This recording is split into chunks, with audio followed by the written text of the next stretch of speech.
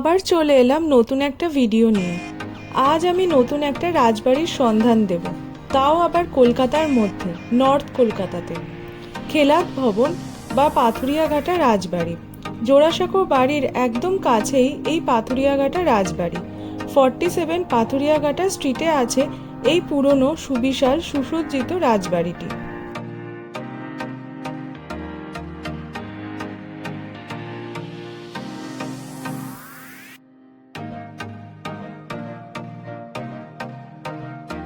আপনারা আমাকে কমেন্ট বক্সে জানান এই রাজবাড়ির কথা আগে শুনেছেন কিনা। আমি কিন্তু জানতাম না। আমাদের এখানে একটা গেট টুগেদার ছিল। আমার চ্যানেলটা এখনও সাবস্ক্রাইব না করে থাকলে এখনই করে নিন, আর পাশের বেল আইকনটা ক্লিক করে নিন যাতে নেক্সট আমি যে ভিডিও আপলোড করব তার নোটিফিকেশান পেয়ে যান। আর ভিডিওগুলো লাইক আর শেয়ার করুন আপনাদের বন্ধুদের সাথে, আর কমেন্ট বক্সে জানান আমার ভিডিওগুলো কেমন লাগছে।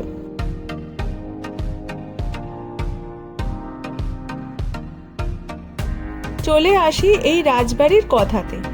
এই ঘোষ পরিবারের আদি বাড়ি ছিল হুগলিতে। খেলাদ বাবুর ঠাকুরদা রামলোচন ঘোষ ছিলেন ওয়ারেন হেস্টিংসের ক্লার্ক।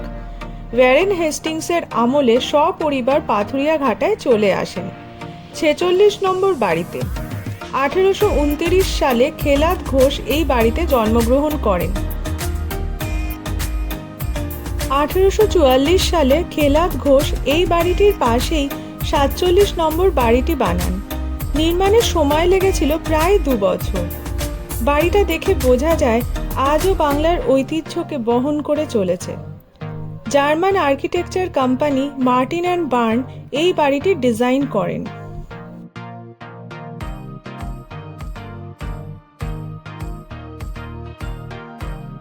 বাড়িটির লম্বা সুউচ্চ স্তম্ভ, সুন্দর মার্বেলের ভাস্কর্য, অসংখ্য পেন্টিং, ঠাকুর দালান, ঝাড়বাতি, দীর্ঘ করিডোর, মার্বেলের সিঁড়ি রাজবাড়ির সৌন্দর্য বৃদ্ধি করেছে।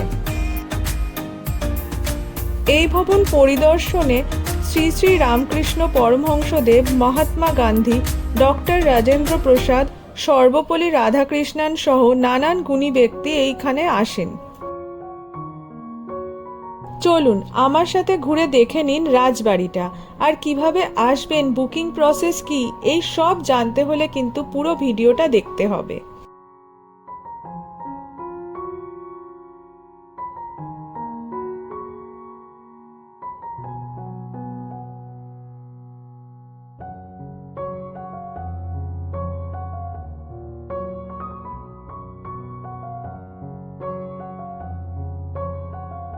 পুজোর সময় ছাড়া এখানে কিন্তু উইদাউট বুকিং কাউকে ঢুকতে অ্যালাউ করবে না। আমরা যখন এসেছিলাম অথরিটি আমাদের নামগুলো মিলিয়ে নিচ্ছিলেন এবং তারপর আমাদের ঢুকতে অ্যালাউ করেন।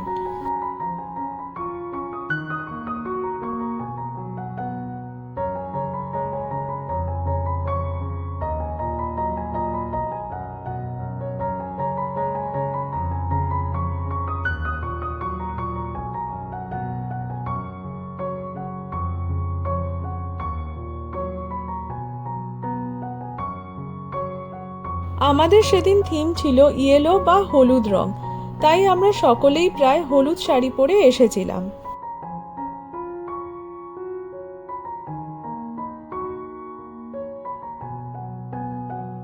এই হলঘরটা বেশ বড়, বেশ অনেকটা জায়গা আছে।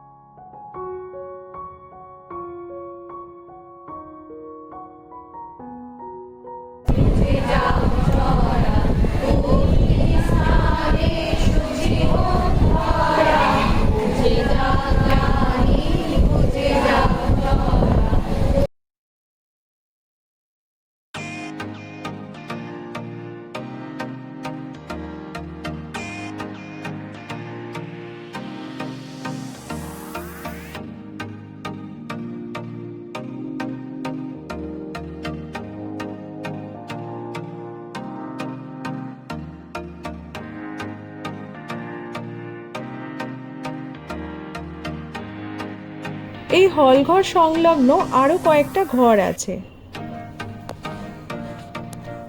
এই যে আরেকটা ঘর।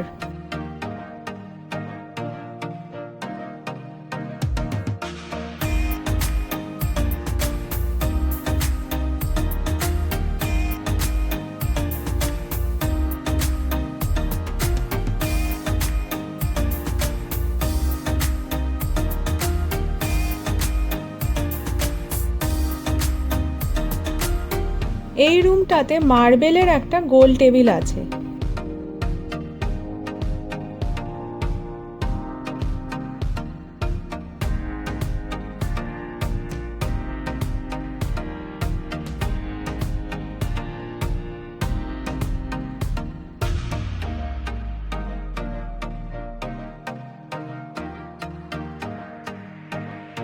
আমরা এখানে প্রায় দুপুর 12টা মতো সকলে এসেছিলাম, আর বাড়ি যখন রওনা দিলাম তখন প্রায় 6টা বা 6:30 মতো বাজে।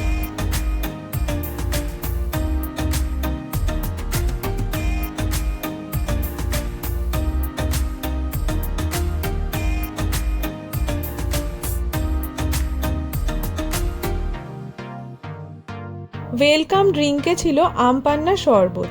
লাঞ্চ আইটেমে ছিল ঘি ভাত, 5 রকম ভাজা, শাক, আলু, কুমড়ো, পটল, বেগুন ভাজা, লাউ বড়ির তরকারি। ননভেজে ছিল সর্ষে পোস্ত দিয়ে পাবদা মাছের ঝোল আর চিকেন কারি। যারা ভেজ নিয়েছিল তাদের ছিল ছানার ডালনা, মোচার ঘন্ট, আর শেষে ছিল চাটনি, পাঁপড় আর পায়েস, আর সাথে পান। বিকেলে চা বিস্কুটেরও ব্যবস্থা ছিল। প্রতিটা আইটেমই খুব ফ্রেশ আর টেস্টি ছিল।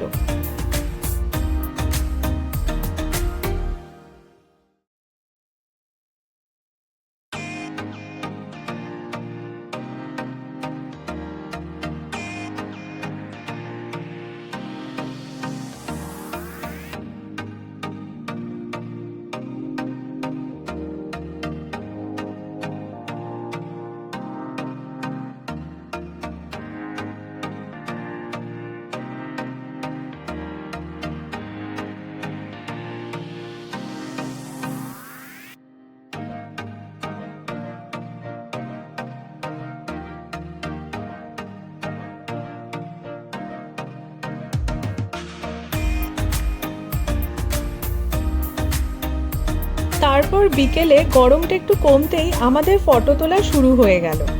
এত সুন্দর একটা রাজবাড়ি আর ফটো তুলবো না এমন আবার হয় নাকি? এত সেজেগুজে এসেছি, ফটো তো তুলতেই হবে। ছবি তো স্মৃতিগুলোকে বারবার মনে করিয়ে দেয়। একসাথে বন্ধুদের সাথে আসা, সুখ দুঃখের গল্প করা, নাচ গান আনন্দে মেতে ওঠা, আবার সবশেষে বাড়ি ফিরে সেই আনন্দের মুহূর্তগুলোকে মনে পড়া আর নিজের মনেই হঠাৎ হঠাৎ হেসে ফেলা।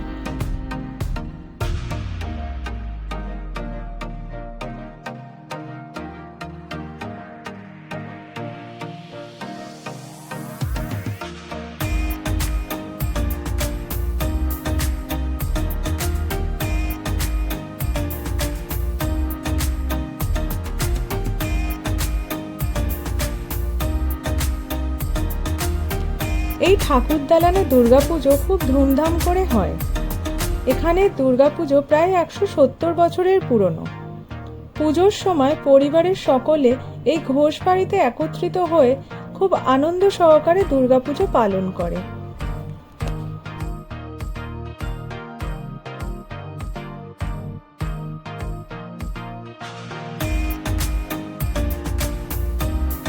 এর অ্যাড্রেসটা আমি ডেসক্রিপশনে দিয়ে দেবো।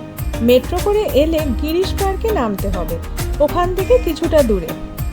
এখানে বুকিং করতে গেলে মিনিমাম 6 জনের একসাথে করতে হবে। পার হেড কস্ট 1600 টাকা করে, ইনক্লুডিং লাঞ্চ। আমরা প্রায় 50-60 জন একসাথে গেছিলাম, সেক্ষেত্রে কিছুটা কমে গেছিল। আপনারা যদি গ্রুপে বেশ কয়েকজন মিলে এই খেলাত ভবনে আসার প্ল্যান করেন তাহলে অথরিটির সাথে কথা বলে নেবেন। সেক্ষেত্রে পার পার্সন কস্ট অনেকটা কমে যেতে পারে। ওখানে গিয়ে কথা বলে বুকিং করতে হবে।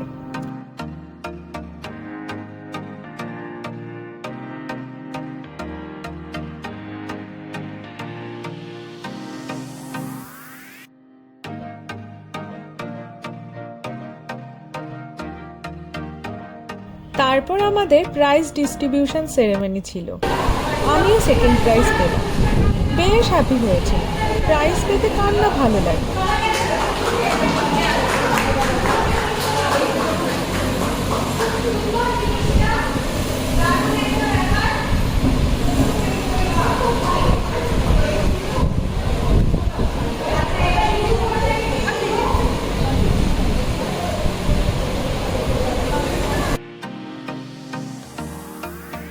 চলো আজ এখানেই শেষ করছি।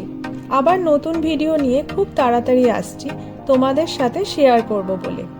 আর আমার চ্যানেলটা এখনও সাবস্ক্রাইব না করে থাকে তাহলে ওটা সাবস্ক্রাইব করে নাও, আর লাইক শেয়ার আর কমেন্ট করো, আর আমাকে জানাও তোমাদের আমার ভিডিওগুলো কেমন লাগছে। সো চলো আজকের জন্য এখানেই শেষ করছি, আবার দেখা হবে, বাই।